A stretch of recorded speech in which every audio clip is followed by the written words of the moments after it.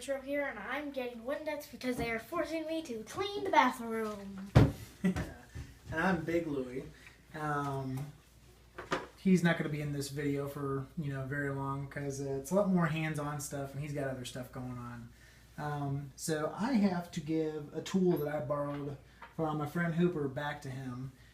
This little piece right here, and before I do it, I wanted to do this video to show everybody something that we've been talking about, in Facebook and then through some of the comments on our videos, and it's how to clean Super Nintendo and Nintendo the 72 pin and 62 pin connectors so that they work flawlessly, or more flawlessly than they used to. So the way that I do it, I know you can buy new ones, but the way I do it is to boil them. And I learned this from a YouTube video online. Alright, so I don't remember where I saw this from, but I saw a YouTube video, and like I said, I don't know who the person was, but all you do is you take the connector off of the the motherboard or whatever, and you boil it for a little bit. And I'll walk you through the specific steps of it. But it's pretty easy. So for the Super Nintendo, you're actually going to need this piece right here, which is a 4.5, I guess it's 4.5 millimeter, I think. Special tool. I don't know if you can see in there. I'll try and put up on the screen what the actual bit looks like. But that's what you need to take apart the console. And I have an NES sitting here too. I've already done the NES, and I've done Hooper's Super NES before, and I just want to show you kind of what the two things, the process for taking both of them apart real quick, and how to take the connector off, because each one's a little bit different. So I'm going to switch the camera angle here. So here you can see I have a Super Nintendo sitting next to a NES, Nintendo Entertainment System. So the difference in the screws is that, like I said, for the Super NES, you need to have this special 4.5 millimeter bit. For opening up like regular NES games, there's a smaller one. It's 3.8 millimeter. And I thought I had both, but apparently I don't. For the NES, you actually only need a flat tip screwdriver, or excuse me, a cross tip screwdriver. So I already pre-disassembled the NES a little bit. You'll take the top off. There's only 6 screws on the bottom. There's 7 screws on this thing that you'll take off. Pretty easy. Next comes this part right here, which is actually normally wedged in there. There's 6 screws. Pull that out. And then there's 2 screws back here.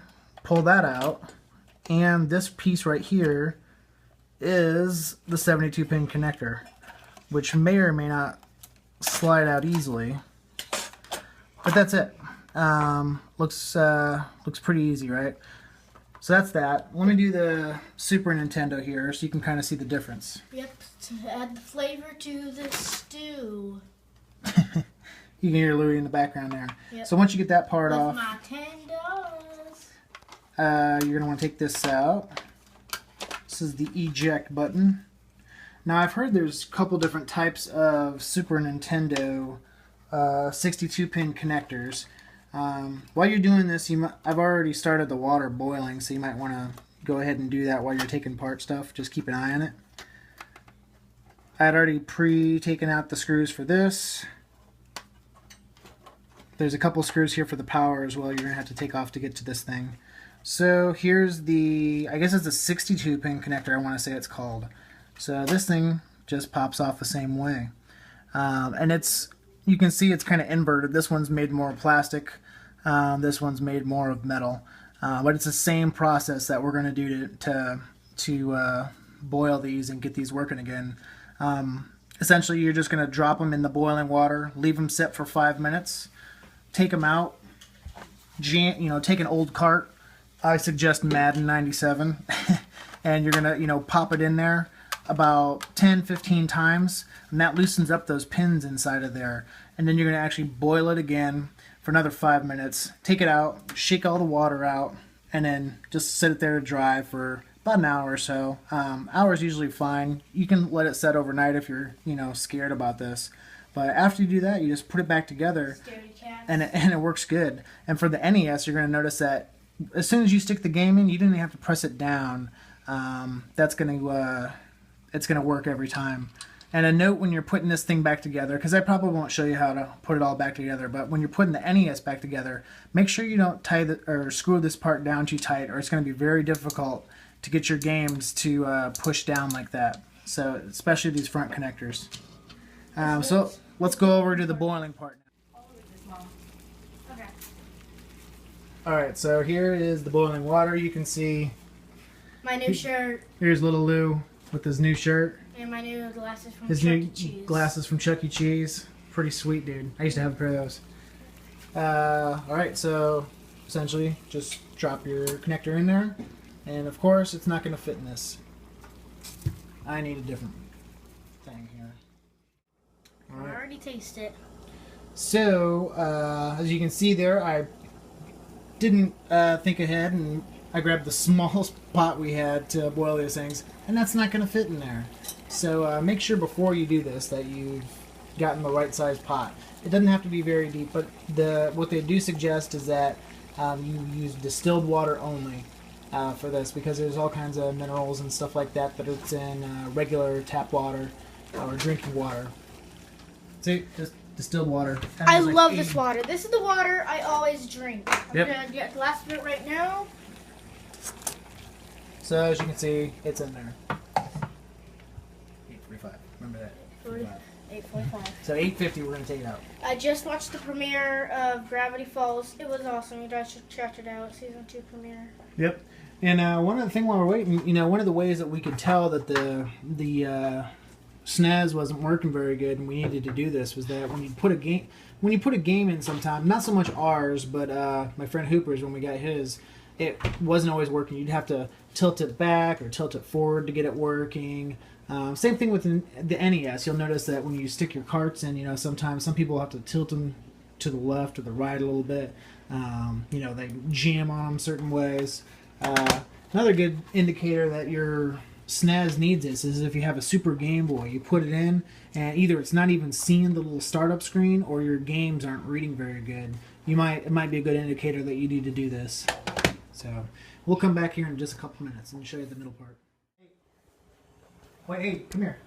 While you're goofing around with the camera there, here's another thing. While you have your consoles open, it's a good time to get some canned air out, blow all the dust out. If you have something rattling around in there, we had a piece of broken off plastic inside of our SNES, so that's a good time to get all that junk out too.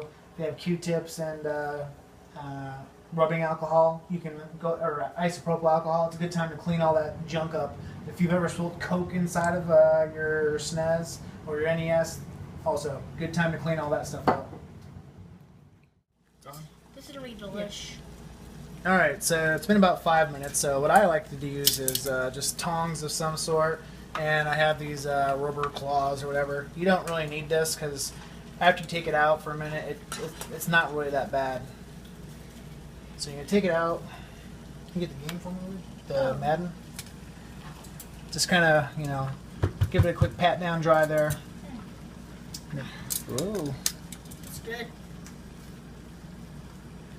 Take the game. Shake all the water out. And like I said, about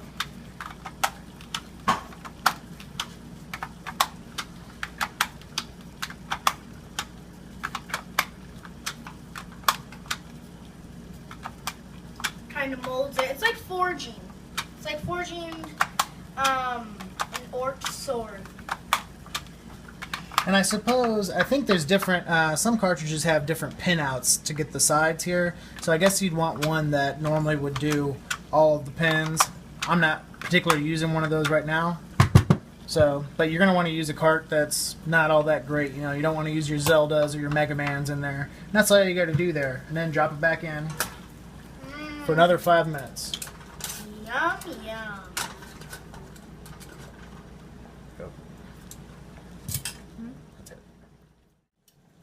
Alright, so our second 5 minutes is up. All you're going to do, grab it, shake the water out, bring it over here, I'm in the pantry.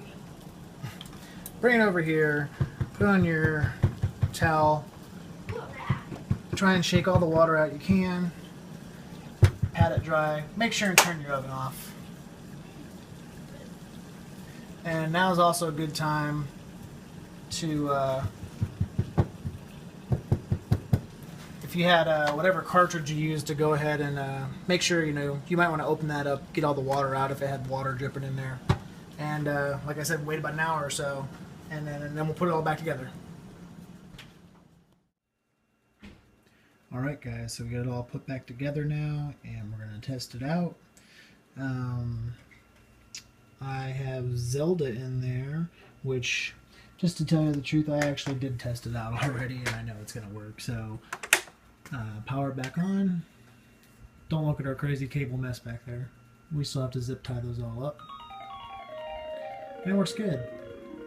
We're not using a CRT. We have this really crappy AV selector switch, but the picture looks really good. It used to be not as clean going through there, but it looks pretty good now. Now, I will say that when we test out Super Game Boy, I have mixed results here. I've tried several different things. I think I just need to clean my Super Game Boy out really good, a little bit better. I noticed that the pinouts are a little bit different, so the games are intermittently working with this. So, and what I mean by that is, like I mentioned earlier, this is the type of cart that I used to, let's see if I can see this. This is the type of cart that I used to, make sure the pins were pliable when I was boiling the connector. If you look at this one, it's got these two extra outside pins. So I probably should have used something like this that had these type of pins when I did that. That may be the problem with the Super Game Boy. Not really sure. But the good news is you can do this as many times as you need to, so it seems. So, that being said, thanks for watching. I hope this works.